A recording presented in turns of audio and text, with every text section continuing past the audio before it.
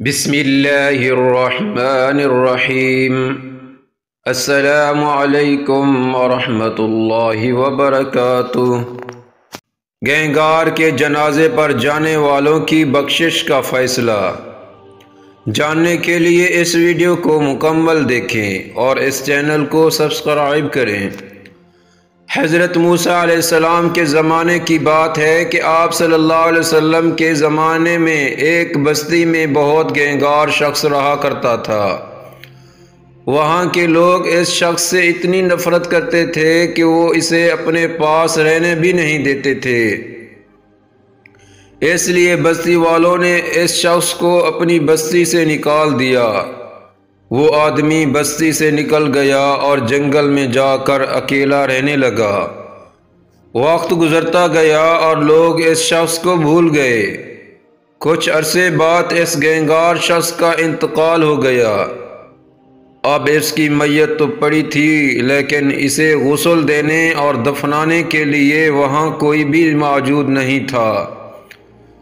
حضرت موسیٰ علیہ السلام آرام فرما رہے تھے کہ اللہ نے ان پر وحی بھیجی کہ فلاں جگہ میرا ایک پیارا بندہ فوت ہو گیا ہے، بستی والوں کو لے کر اس کے پاس جاؤ اور کفن دفن کا انتظام کرو، اور ہاں بستی والوں میں یہ اعلان بھی کر دینا کہ جو آدمی میرے پیارے بندے کے جنازے میں جائے گا اس کے تمام گناہ معاف کر دیے جائیں گے۔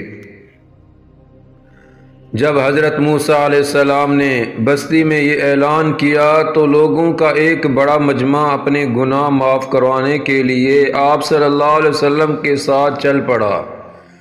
جیسے ہی لوگ مطالبہ جگہ پر پہنچے اور میت کا چہرہ دیکھا تو لوگوں میں ایک عجیب سی کھلبلی مچ گئی۔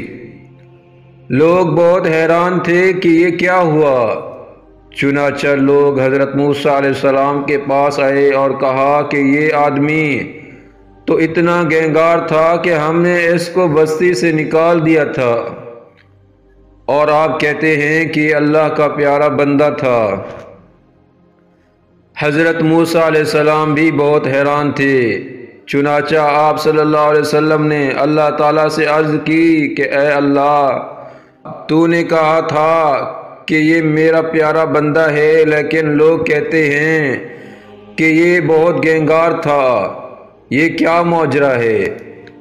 اللہ تعالیٰ نے فرمایا اے موسیٰ، بے شک یہ گینگار تھا، لیکن جب اس کے مرنے کا وقت قریب آیا تو اس نے کہا کہ اے اللہ، میں تیرا گینگار اور تیری بستی سے دھتکارا ہوا ایک ناجائز بندہ ہوں۔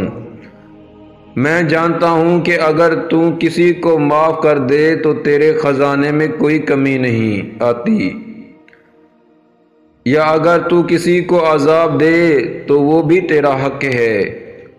اگر میں یہ نہ جانتا کہ کسی کو معاف کرنے سے یا عذاب دینے سے تیرے خزانے میں کوئی کمی نہیں آتی تو میں تجھ سے اپنی بخشش کا سوال نہ کرتا۔